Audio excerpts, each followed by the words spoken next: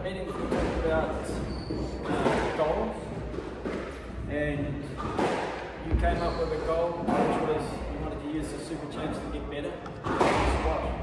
Now that's a good goal, but it's kind of an individual goal. I want you guys to have a team goal. So talk to the other guys and come up with a team goal. Okay? It might not necessarily be get to nationals or die trying. Maybe it will be, maybe it won't. I don't know. But it's a team goal. Okay? Maybe you just want to beat your seeding, or I don't know. I'm weird and I'm gung ho and crazy, so I always want to go over the top.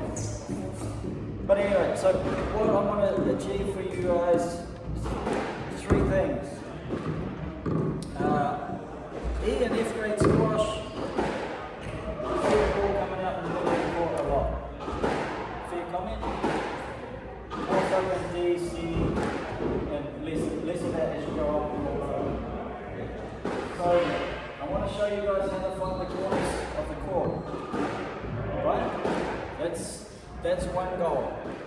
Okay, that's going to improve your squat. If the ball's not coming out in the middle, someone might say to you, who's ever hit someone between sets, say to you, you're hitting the ball into the middle of the court. You get it? Right? That's not good advice. It's not good advice because you probably already knew that, and it doesn't tell you why you're hitting the ball in the middle of the court. Right? Another good one is, why are you hitting the ball back to your opponent? Right? Stop hitting the ball back to your opponent. This is not good advice either. Okay? It sounds logical, but it's not. It's a negative thing. You've got to say something positive, like find the sidewalls, find the corners. See what I mean? Alright, so I'll show you guys how to find the corners, target the corners. I want to show you guys how to finish a rally. Okay?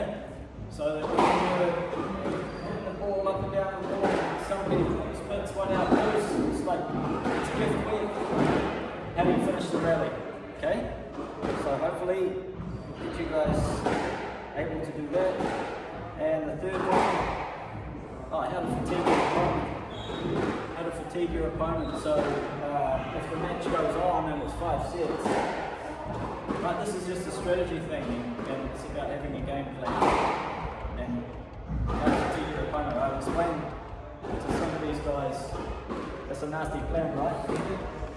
I'll tell you as time goes on. Alright? That's the main 3 things, and then I woke up thinking about some more things this morning. I'm going to show you really basic good court movement. And how to get a consistent mental state. Because if I can upskill you guys in 4 weeks, and you can do more, but you go out on court with a leash on, because it's not right up here, you're not going to perform. No matter how skillful you are. Who's ever choked at a squash match? Yeah. Right? Why does that happen? I'll explain that to you why. A little bit of sports psychology. Should have brought my reading glasses. I want to show you the 5 basics of squash. Also, these last 2 are going to help with the tournament more so than your. Well, help with your squash in general, but who's heard of recovery? Recovery, what does that mean? After the school, get injured, making sure that you're treated right. Well, if you play a tournament, you play normally 3 matches. You might be bright and fluffy for the first match, Friday night. You play at 10 p.m. You play a 5-setter, goes for an hour and 15 minutes, and then you come on flat Saturday morning. Right? You guys how many matches are you going to have from the superchamps? They haven't released it yet. So we don't know in the past, maybe 5. Could be 5.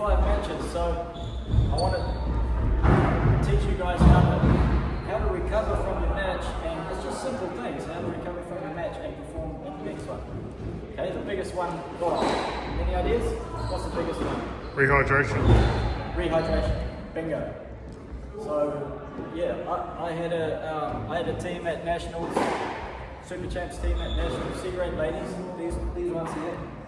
One of them, who knows Kayla Ryan? Kayla is like a super athlete. There's no light on her feet, it's not funny and fast and like Liberty. And she came on second match of the tournament flat. And so we had a team meeting and we sent one of the mums down to get some coconut water. Who likes coconut water? Anybody? No, same as me, I hate it. But the best way to rehydrate is what the pros do now. If they want a natural way to rehydrate, they drink coconut water. So I wouldn't drink it without putting some orange juice in it. But some people like it. But yeah, rehydration is the biggest thing. Okay. Alright, and so the last one. Oh, so team building. So we'll come up with some. We'll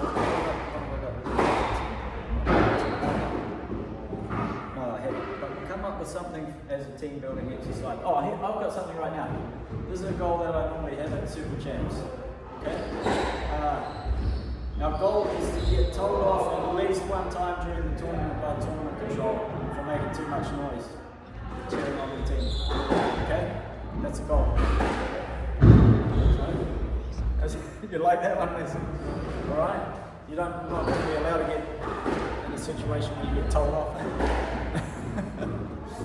So I encourage that. Alright? So we make a lot of noise. Why does that help? Because we're supporting one another. So there's two teams in the same venue. Alright, so you've got a good opportunity to support both teams if you can. Okay? Right. So now, fitness wise, I don't want to give you guys a big fitness program. I'm going to leave you guys to that. But I've got a challenge for you. Okay? Who bought a skipping rope today?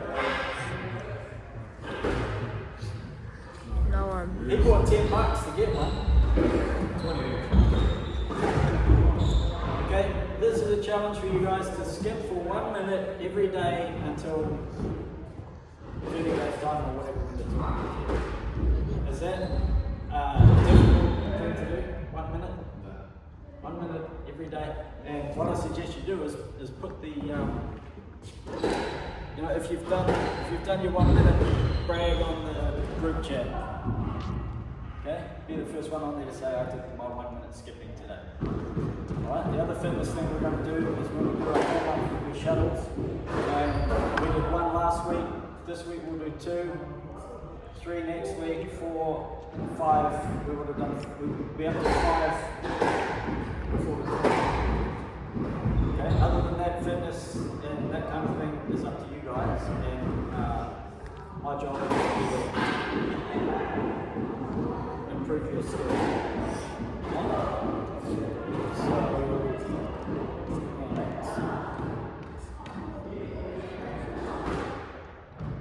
So let's start on the 5 basics. Anyone know what the 5 basics of squash are? What's one basic? Length. So it's that is a basic thing. Yeah. If you guys bought a squash, how to play squash book from the library, what would the first page say? Hit the ball. Racket. What about it? Hit him. And Swinging your racket. swinging your racket. Well, that's number 2. How to swing your racket's number 2. What's number 1? How to hold your racket. How to hold your racket. How to swing your racket. Positioning. So where do I stand in the squash ball? Court movement. How do I get in position? And the last one is reading. What? F grade players. Who've seen, and E grades, and probably some D grades. Who's seen this?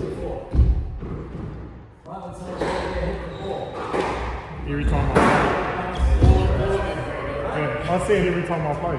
It's usually me just doing it. So, here, I'm going to give you guys a few catchphrases. Here's the first one. Be a nosy squash player. Right? So, if James is hitting the ball back there and I'm on the tee, I'm going to have my head on backwards like this. So I want to know, as soon as that ball comes off its strings. Okay? So, that's reading or tracking. Reading or tracking. So I need to see the ball come off James' racket, and I need to see the ball come on my string as well. Okay? So I'm going to give you guys some solo drills so that you can practice some of these things. So let's all, before we start, let's get everybody grab your rackets, line up on the short line here, facing me. Do I schrijven? Thanks, bro. He wants to record it. Alright, just point your rackets towards me. Just want to check that off your rackets. See if you're on the nice. Close face. That's very close back and first in. You know what that means? So, this, you guys should be able to make like you're shaking hands. So,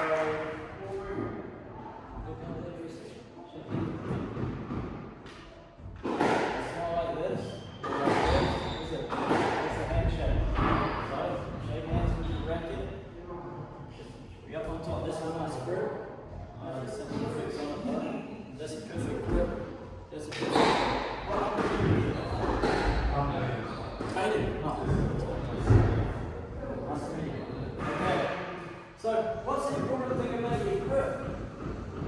Aside from the fact that you're shaking hands with your racket.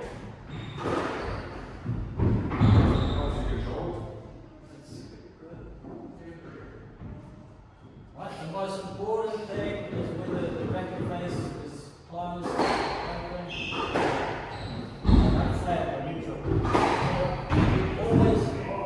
Always hit a squash ball, well not always, there's a place for a top spin, very, very rare.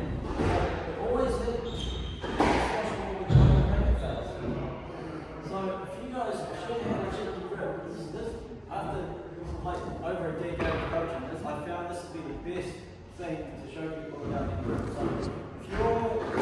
if you'll grip the racket across the throat like that, the other hand, don't get distracted, focus. And let go of this one. Now, you're all right-handed except for left hand. Is that right? Any other left hands? Okay. So for you guys, imagine that's the front wall. Yeah, that's the front wall. So you just open your racket face a little bit. So fit. Yeah, that's good.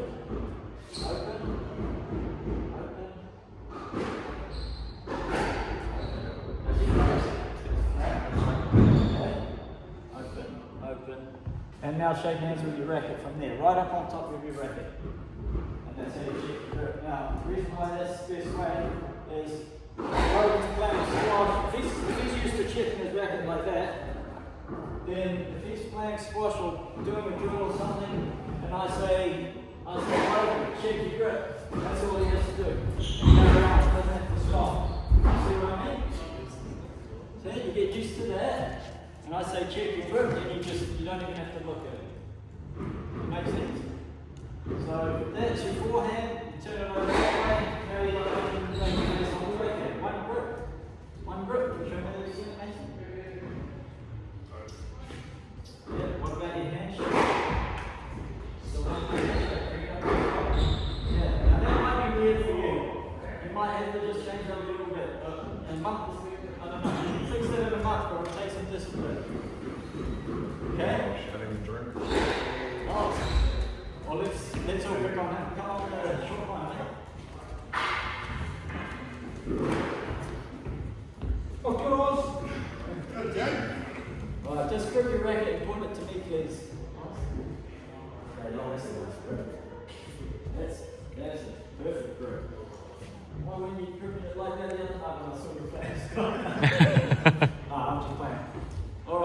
That's good. One other thing about your grip though is you grip with those two. Okay? Not these two, because then you get a hammer grip. You grip with them. So see what happens to the racket now? See that? Right? That's how you hold a samurai sword. Just use this trigger. It's the same grip. Alright? Except you have another hand on it. Okay, so that's your grip. Now, number 2 was how to swing your racket. I'm not going to worry about that tonight. Number 3, positioning. So who's got a squash ball?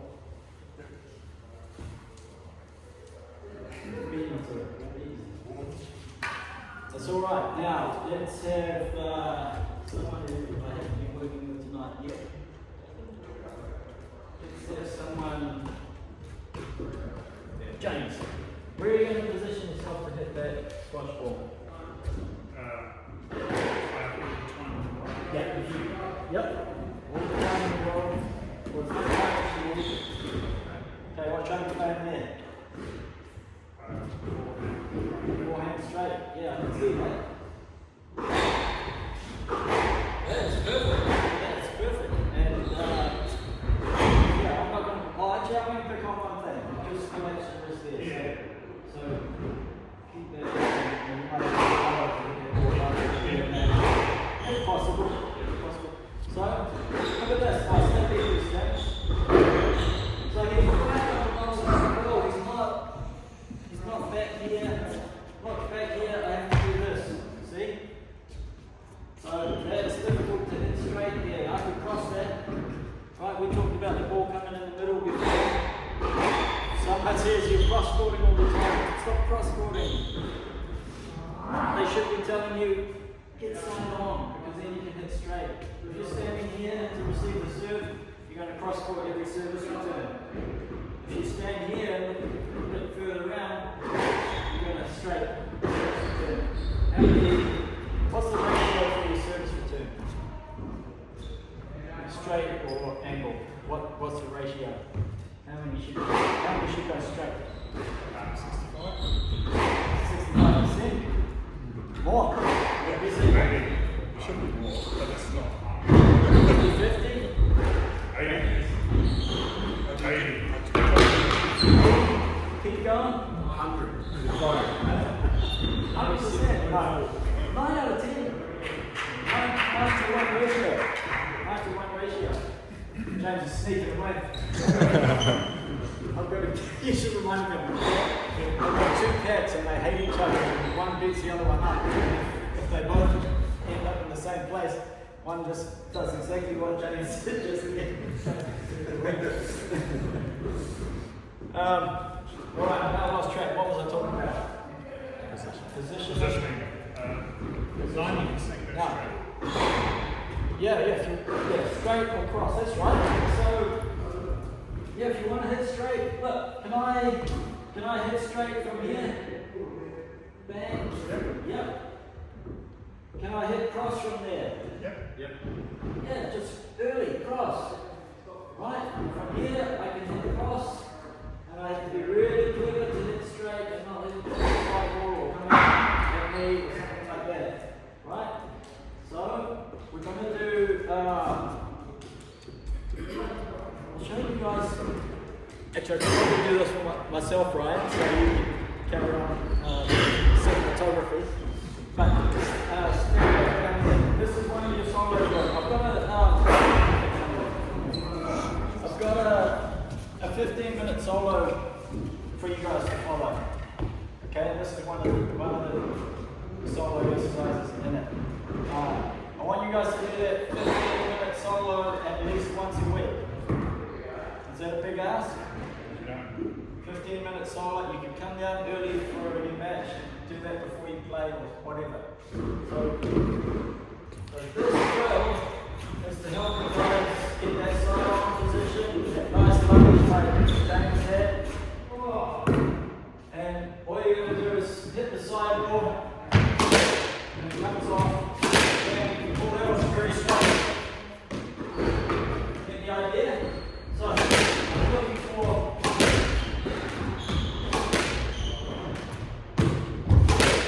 that wasn't a very good position either, but you get the idea. So short line as a guide. Okay? Try and get the ball to stay on the short line. I need my glasses on. Alright? So, who wants to have a crack at that? Who's a good guinea pig? Oh, sorry mate, you're standing close forward. Slightly forward.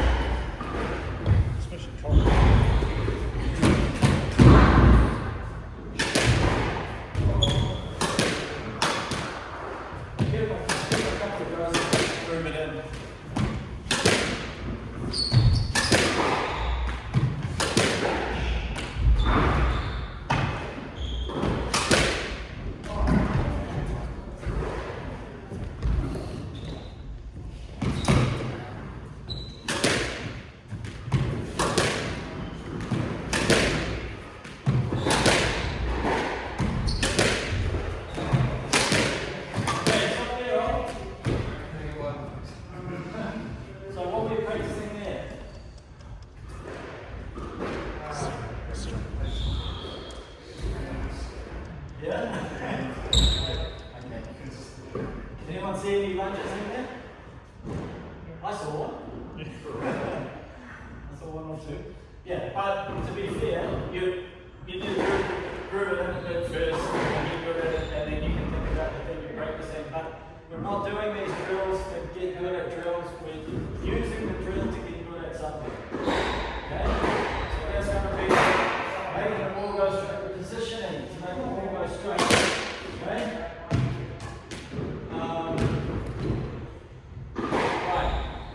Next one, figure eight solo. You know how to do that? Who knows figure eight solo?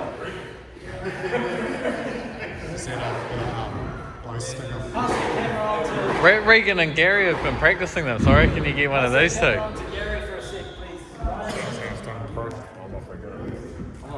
Okay, figure eight solo.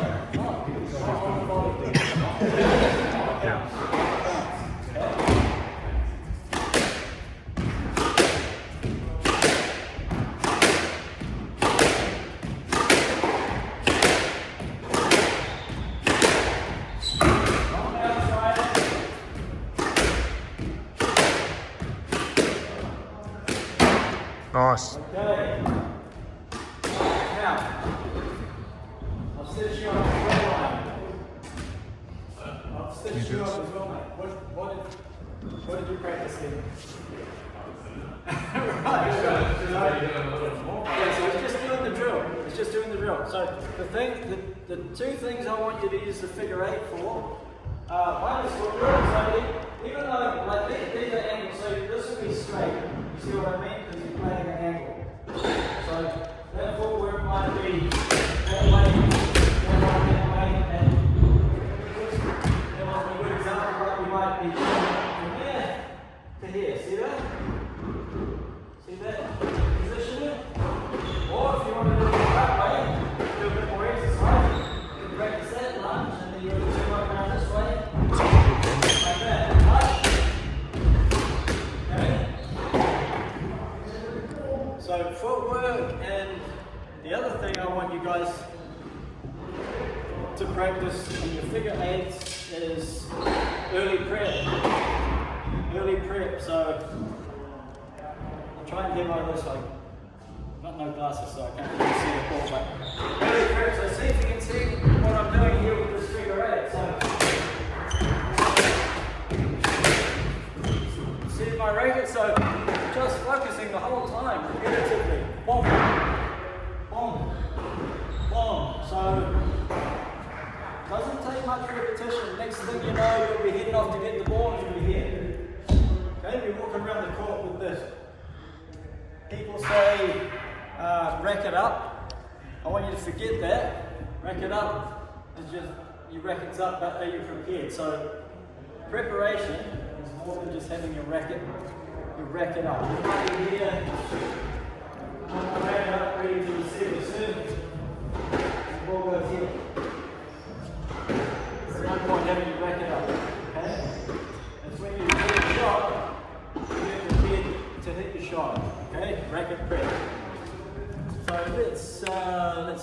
somebody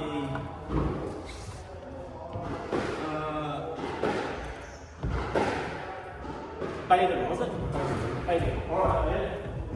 So just get you on to you there. I'm just going to feed on just squish up this way. When you hit the body straight. Forehand body straight.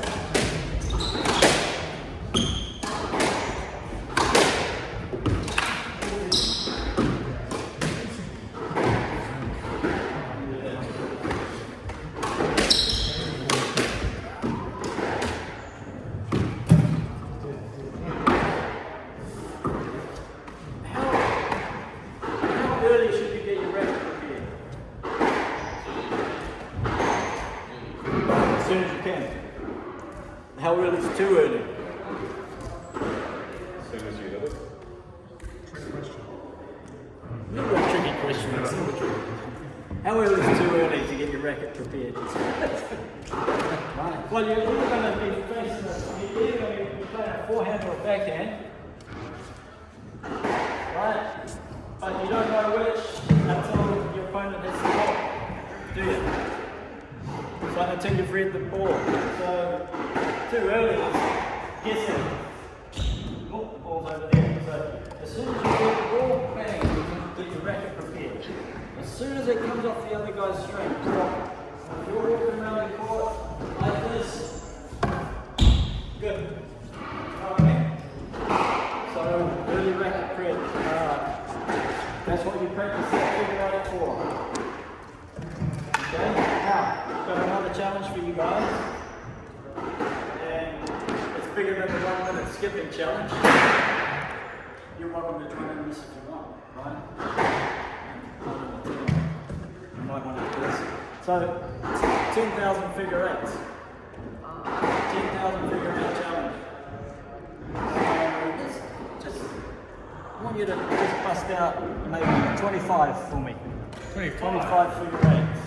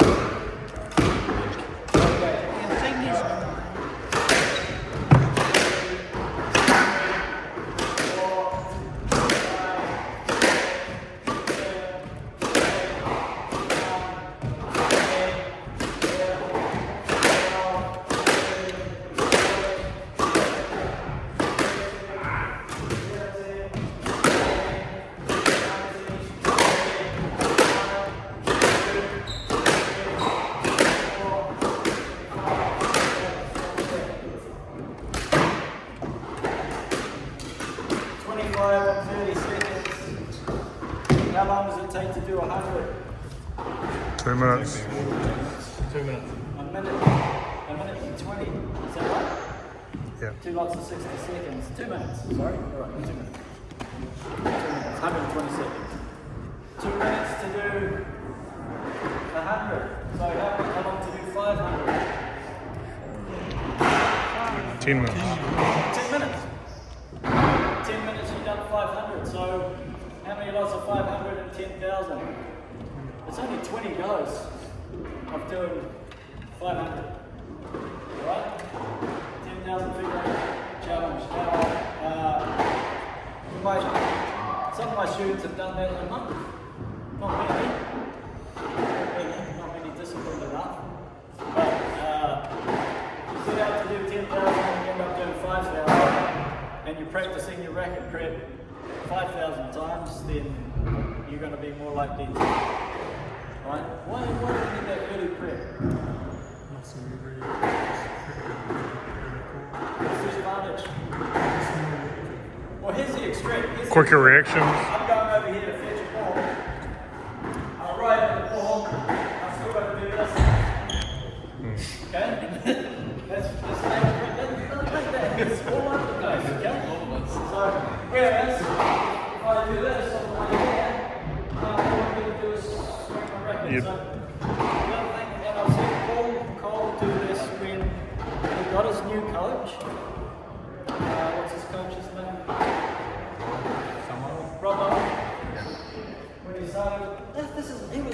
number 4 in the world or something, or in the top 10 anyway, he got himself a new coach, and his coach taught him early racket prep.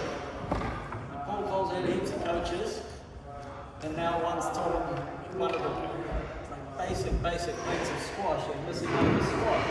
And now, when Paul uses his racket, it's here, and I've seen him volley where he would normally have to go back to the back of the court and fetch the ball. And now he's ready for the volley. So it's, and when you don't have to do that before you can hit, you're going to play a better shot. Does that make sense? Also makes it harder for your opponent to read what your shot's going to be. Bingo. So what do we call that? What do we call that? When it's hard for your opponent? It's deception. Close. Sort of. No, it's disguise. It's disguising your intentions. You've got showing all your options. Okay? Deception is different. Deception is when I show the post and hit straight or something like that. It's not like I might go up here, selling a drop shot and lob it or something like that. So that's deceptive, right? Really shape up for a straight shot, early cross. That's deception. Disguise is just you're not wanting to give any clues away. What shot you're going to play. There's another thing, this is probably too much, but you got it on the video. There's a thing called Hick's Law. Who's heard of that? Hick's Law. Hick's Law says that the more options you have, the slower your opponent's reaction time. So if you're showing all your options, it takes as long for him to react.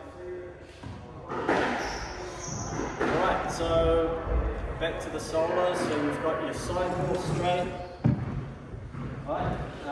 You've got your figure 8. 10,000 challenge for figure 8. Yeah, 10,000 figure 8s. And the other one is just a straight roll.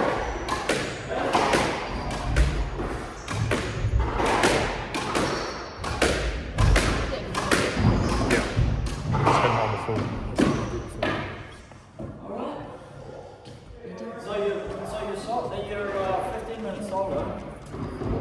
I'll look it up so that probably going well over half an hour, isn't it? Yeah, which is about 10 past 7, I think. We'll wrap it up because it's Okay. I need it.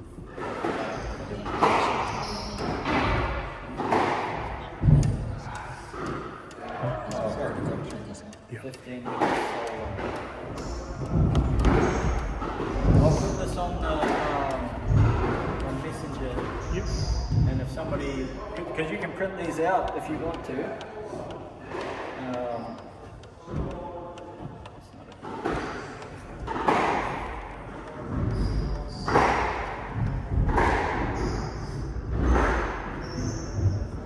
I should put some reading glasses.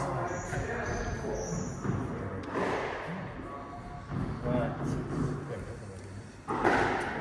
So it's just 50 figure 8s, Would that recommend? 50 side roll straight forward, 50 forehand volleys. I've got 1 minute ghosting / skipping. I haven't showed you any ghosting, so you do a minute skipping and then you do another 50 figure 8, 50 side roll straight backhand this time, and 50 backhand volleys. Okay? And then another 1 minute skipping. And that whole thing, when you're not very good at it, will take you about 15 minutes. When you get good at it, it's only a 10-minute solo session. Okay? Now, who's going to demo the forehand volleys? Sorry, you got a ball line? No. Yeah, just what I did with the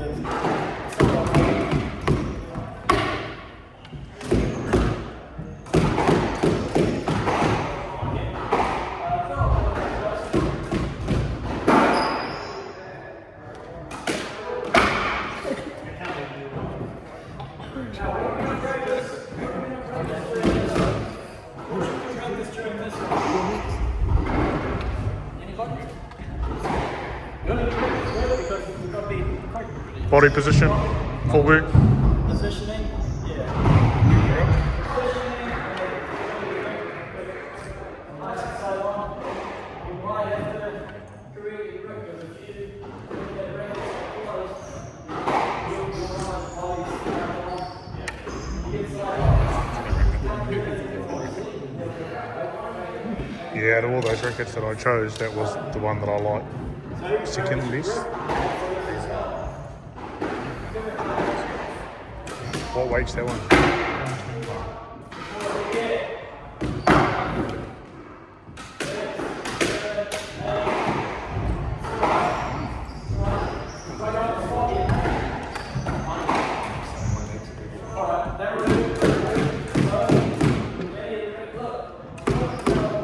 If you get that little solo drill, you're going to be able to play a volley in your match, confident. Sometimes you go to play the volley and it's a little bit hard and you let it go to the back. I don't know how many of those you have confidence in volley. Right, so let's let the F-grade crew go. Thanks, Pete.